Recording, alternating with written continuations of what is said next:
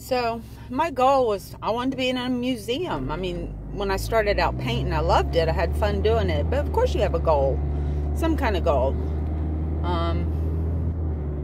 I found out that mine is not the kind that sells commercially that well. At least I don't think so. My first one I sold, was living on Grove Avenue in this boarding house, and I got my oil paint, and there was this lady that turned 101, and they photographed her. She's a black lady, and photographed her. So I copied it, and it was very small. I thought, I just want to do miniatures. All I want to do is miniatures. I love miniatures.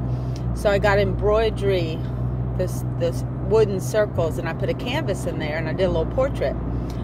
And I took it to a folk art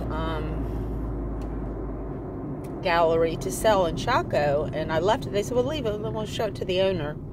And I went back to get it, and they said they'd sold it for $25. I was like, oh, that's hard, that's harsh. And they said, no, we don't want to represent you. We mainly represent artists from out of the country. So that was a wake up. And then when I was 41, I mean, I will say I was somewhat delusional. I mean, I was coming in and out of reality, but I came up with the idea of World Preschool and building that.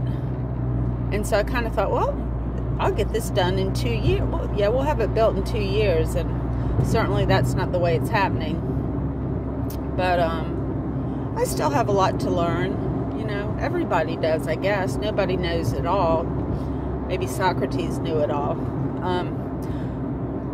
But I guess, my experiences in my life that I've been through, if I've learned something from them, if I could impart some information to people that would be helpful, I think talking is so important, and I think Dave Matthews says it's the silence that scares me so. I think that was Dave Matthews, silence that scares me so. I think so.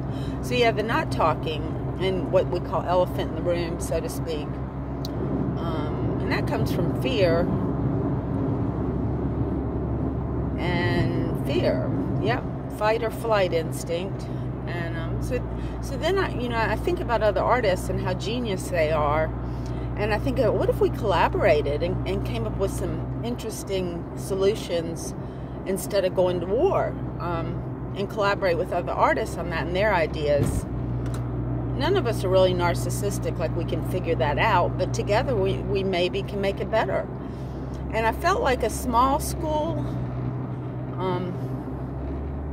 would be somewhat controllable, around the world, because if you're going to put in 20 or 30 of them, the intimate relationships in the way that people are close to each other could be very valuable. And also in the media, if it's a school, it's going to also get some recognition in the media, that we could pass that around to other people that are watching TV or listening to their computer and things like that. I don't know. I don't have the answers. I'm just saying it could help. I think it might. I'm sure there's going to be problems, of course. But those, as you get older, are just things you got to get through to make it happen in a good way. And you learn from it.